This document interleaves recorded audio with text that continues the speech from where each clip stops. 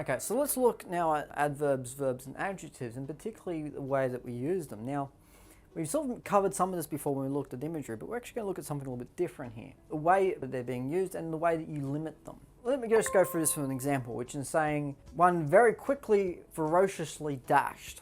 Now, not only is that statement almost gibberish, this very quickly part isn't needed at all. We can get rid of it. To say someone ferociously dashed pretty much gives us this sort of image of very quickly anyway. Not only that, it sort of adds a lot more detail than really what we need. So if we're talking about someone dashing, then we've already got a bit of detail, and if we're adding ferociously, that sort of adverb there, then we don't need to have any more than that. So really you're trying to restrict yourself to one adverb per verb or other description that you've got. You don't really need to build on that any further.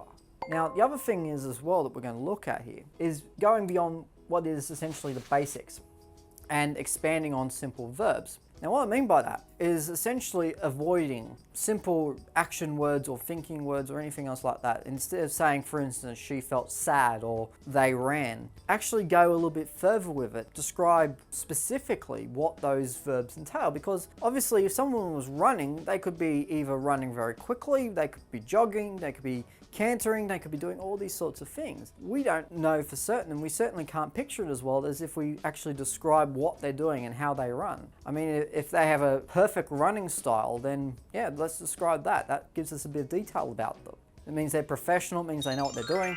If they sort of run around like they're being electrocuted, then that doesn't really suggest that they are quite as well equipped or they are quite as adept at being able to put one foot in front of the other to run like that other person was. So to have those two different descriptions immediately also speaks to their character as well and starts to tell us a bit more about them, to the point that we can start to imagine, we can empathize with them, all those sorts of things. If we were to look at an example, we'll look at jump as an example. So legs were bent towards the ground before a sharp whiplash which hurled him into the air. That description there is not saying he took a big jump or a small jump, it's saying that he took a giant leap. Sort of hurled him into the air, exaggerates, and really starts to add a bit more to this description where you can build on it afterwards. And you can actually sort of add that into the tension of the scene, particularly if someone's jumping from like a really big building, one from the other. So it sort of builds up that description saying he jumped, and then we don't know, and then, oh, he fell, whoops. You can actually sort of build that up and sort of start to build a bit of momentum, which sort of continues on. This is better than jump, as I said, because a jump could entail anything. It could entail any kind of small point where the person was not on the ground and then they were again. These sorts of descriptions actually help to sort of picture it a little bit better. It immerses the reader. Now, when I say it immerses the reader, you're thinking, okay, well, I'm writing stories for a mark, I'm writing stories for a teacher who will look at my work and go, yeah, that's good, and give it a mark. But the thing is, don't underestimate the quality of immersing whoever is reading your work, or your teacher or your marker for that regard. Because I can tell you one thing, is when I'm marking something and I'm not really involved with the story, one thing I do, and I know a lot of other teachers are the same, is I start to find things that really annoy me about the story. I start to find things that are mistakes and find things which are boring and cliched and all the rest, which essentially ruin any enjoyment I have for it and put crosses for it.